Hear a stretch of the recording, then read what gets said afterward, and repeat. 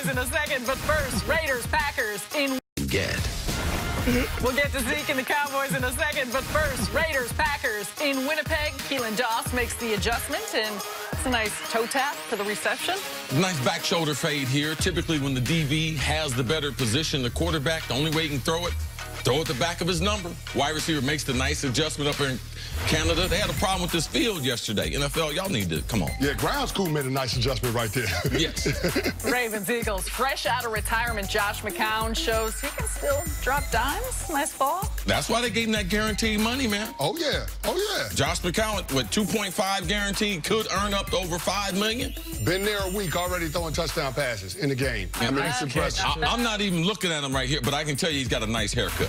He keep a fresh haircut. Next, Jags, Dolphins, Terrell Pryor Sr. stretches out. One-handed grab. Yeah, they don't have any big-body receivers down there in Jacksonville. Tom Coughlin, they're looking for a guy that can be that possession receiver, a matchup nightmare outside of the numbers. Maybe Terrell Pryor can hang on to that job. He's had some hamstring injuries, though, so we'll see what happens. I'm glad y'all showed me that highlight. I didn't know where he was.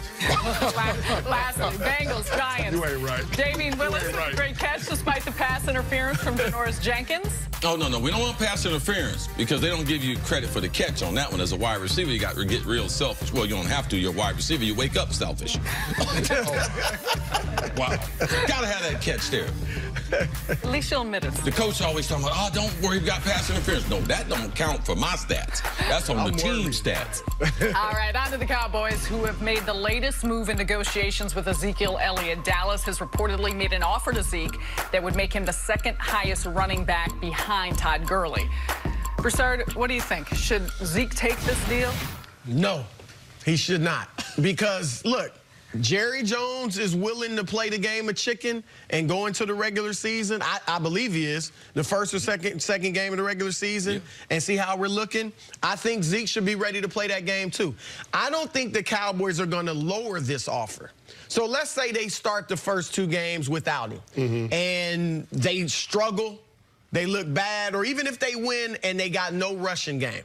Now you get more and more desperate to bring Zeke back, and I think this offer that makes him the second highest paid goes at least to where Todd Gurley's numbers are, if not higher. So I think Zeke gains leverage. But let's say they start off well, they win the first few games, and Tony Pollard rushes for 100 yards in one of them, and they look really good.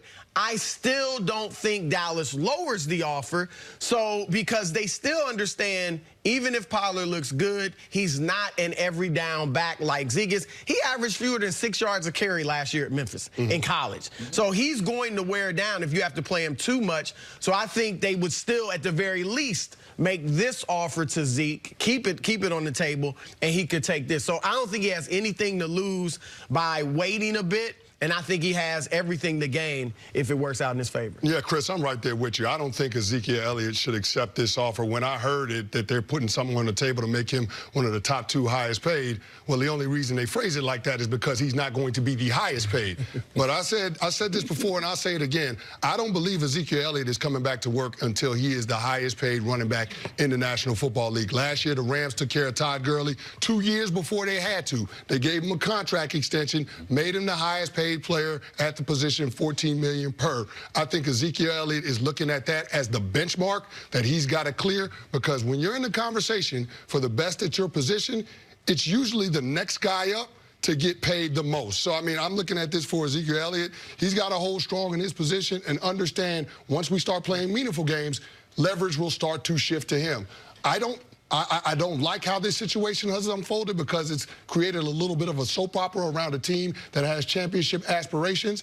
But I understand both sides. I understand they have different objectives, what they're trying to get accomplished. But ultimately, I do believe that Ezekiel Elliott will be back playing for the Dallas Cowboys with a contract making him the highest paid running back. Yeah, Zeke can't sign that deal where he's the second highest paid running back, because that doesn't kick in for 2 more years. By that time, how do we know? Now, I don't think someone will pass it until Barkley. When Barkley, his contract is up with the Giants, or when he has the option there, that's when the Giants, I believe, he'll be potentially the first $20 million running back.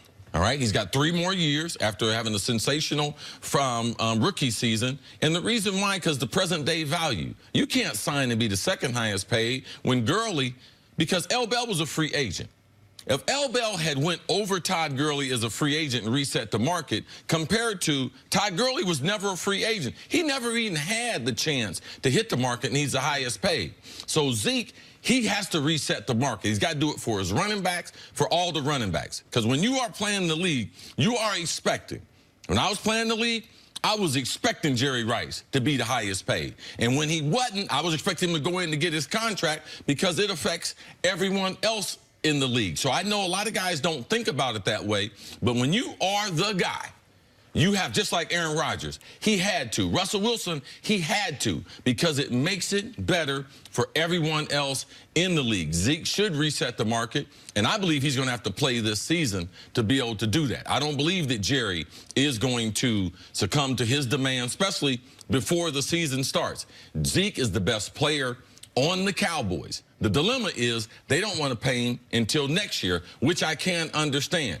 Zeke, every time he goes out there, though, he's at risk of losing it all. So I can understand why he wouldn't want to play until he gets a new deal. So go ahead. I was going to say, if he has to reset the market, what do you think is going to happen then? If they, like, let's say they win the first 2 games without him, and he's still like, I got to reset the market, and they're not offering it. How do you think this would play out in that regard? Well, in the worst situation, until week number 10 or 11, until he knows he can't be a free agent. Right. He's not going to lose his year of service. Yep. So then it becomes just an ugly situation. How much does Zeke want to play with this team compared to Jerry with Dak? Because by that time, there's going to be less money available. I believe Dak is going to get $34 million. Right. Yes. All right?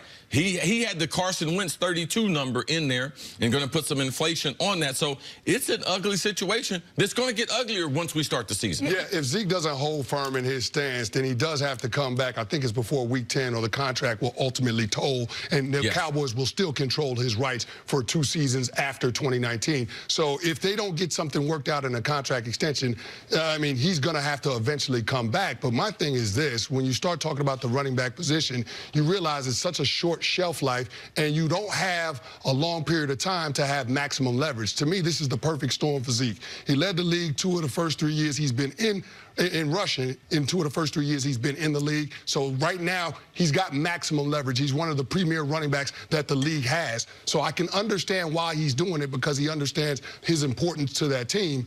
But I don't know that making it public this way is going to on the Cowboys incentivize Jerry Jones to get this done. That's the problem that we have right now. I think the optics of the situation is making it a little more complicated than it probably had to be. Yeah, I mean, with that being said, this is a team that's trying to contend for a Super Bowl title. So at any point, is there concern that there will be ill will between the two sides, that all of a sudden a circumstance of which Jerry Jones has always backed Ezekiel Elliott, and seemingly they've had a very tight relationship, that this could affect the team or anything that's happening on the field?